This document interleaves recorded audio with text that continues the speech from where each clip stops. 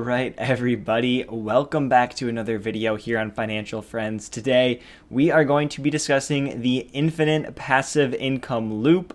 This is kind of a play on and a big shout out to Graham Stephan's infinite monetization loop, where he records a video of himself reacting to someone else's video, and then they record a video reacting to his video of them reacting to him, and then he record.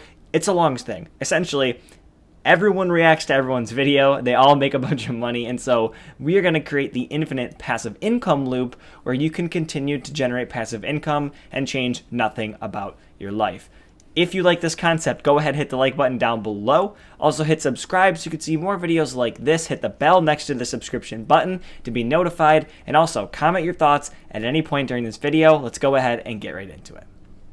All right, here it is. The infinite passive income loop. I'm going to put myself right here. I'll put myself by myself over here. This is us. This is us right here. You need food, you need gas, you need clothing, you have to pay your bills. You might want to have a subscription service or a cell phone, a laptop, an iPad, whatever it might be. But this is you currently sitting here right now. The big change is use a credit card when you purchase these things. Because when you use a credit card and you spend that money, you then get cash back. You might get 1%, 2%, 3%, 4%, or 5% back, depending on the card you have, its cashback percentage, what promotions you have going on, etc., etc. But either way, you're going to earn some cash back on that purchase if you have the correct card. You are then going to be able to take that cash back and buy dividend-paying stocks with it. Then those stocks will pay you a dividend, and then you will reinvest that dividend, and then they'll pay you the dividend, you'll reinvest the dividend. All the while this is churning down here, creating more passive income as compound interest builds. You will be feeding the loop again here from the top because, of course, you have to purchase food. You have to purchase gas, clothing, pay for bills, and you're going to have some wants. So you're going to infinitely feed this loop to spend. You're going to infinitely get cash back. You're going to infinitely buy dividend stocks, and they're going to continue to run and run and run and generate you more passive income. Now, the reason that this arrow is right here on the side is because at some point, you don't have to reinvest your dividends, and you can actually take that as payment. Now, of course, it could feed the loop again, but you could also just use it for whatever you might want. And this is way down the road. We're going to talk about that here in a couple of minutes, but I also want to highlight food, gas, clothing. These are things you're always going to need. Again, these are needs that you have to continue to buy. There are also areas in which you can get a little bit more cash back percentage, depending on the type of credit card you have. And bills here is the one that I wanted to focus on. Mainly because with bills, there are certain particular bills or companies or types of payments. I know student loan payments or student payments in general are normally tacked on with a fee. And that fee could range from 1.5%, 2.5%, a convenience fee on apartment payments, whatever the cost might be. And in that case, it might not make sense for you to use a card to pay for that. So just be wary of that. All right, so how do you do this? You're now curious. You like the concept, right? How do I actually implement this? For step one, sign up for a cashback credit card. In this example here, I'm going to be using the SoFi card. SoFi card is 2% cashback everywhere, but it's a good offering. I'll leave a link down below in the description. But either way, sign up for a cashback style credit card. Step two, spend normally. We don't want to go above and beyond our normal spending, go buck crazy and spend a bunch of money because that defeats the purpose of just normally spending, feeding this loop, and just really getting what we need. But then you accumulate that cash back. You can see here on the right side of the screen, yes, I've been to Target a couple of times, don't judge me, but I build up these points that I can then redeem whenever I want. Step three, redeem those points, redeem that cash back. So whether or not this is cashing out, receiving a check, depositing it to your bank account, go ahead, take the cash back, and purchase stocks with it. The SoFi card allows you to automatically roll points right into a stock, so I do that. Step four, make sure your dividends on whatever platform that you're investing on are set to reinvest. It could be Public, Fidelity, SoFi. Buried in the settings somewhere is a option for you to turn on dividend reinvestment. It could be called DRIP. dividend reinvestment plan. It could just be dividend reinvestment, but make sure that's hit to on. That way you are continually buying those stocks or that ETF over and over again with your dividends. Now, I wanted to highlight step one. That's why I put a square around it. There are a bunch of different options for credit cards. We here have gas cards, restaurant-based cashback cards, travel category cashback cards, grocery category cashback cards, the rotating and the overall kind of jack-of-all-trade cards.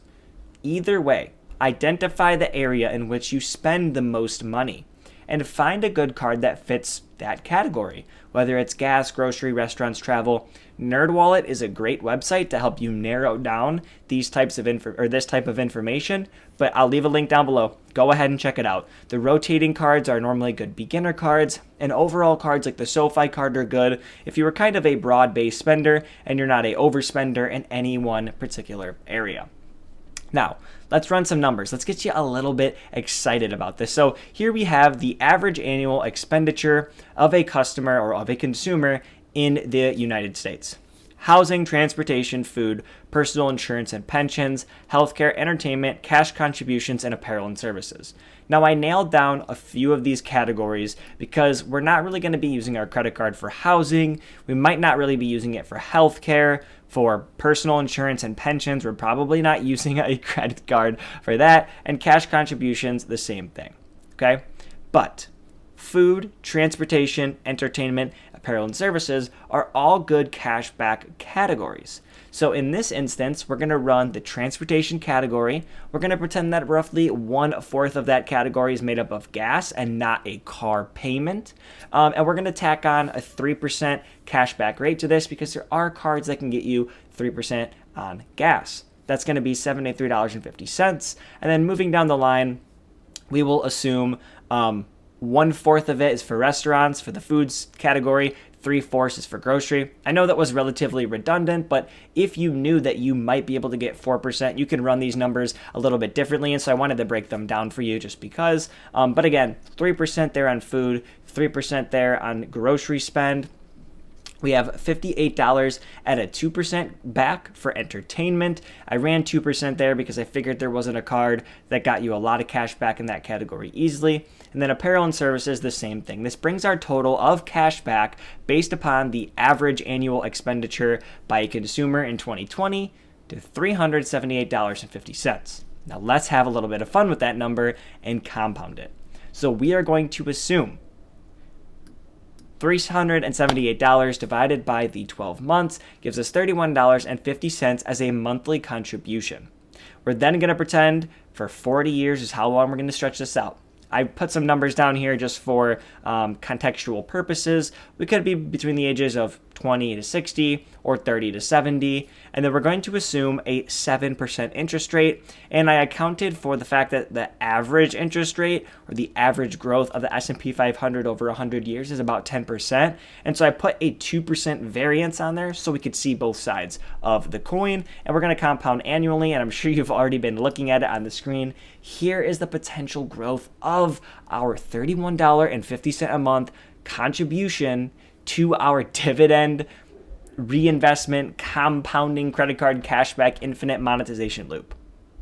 $125,000 on the high end, $44,000 on the low end, and $74,000 in the middle.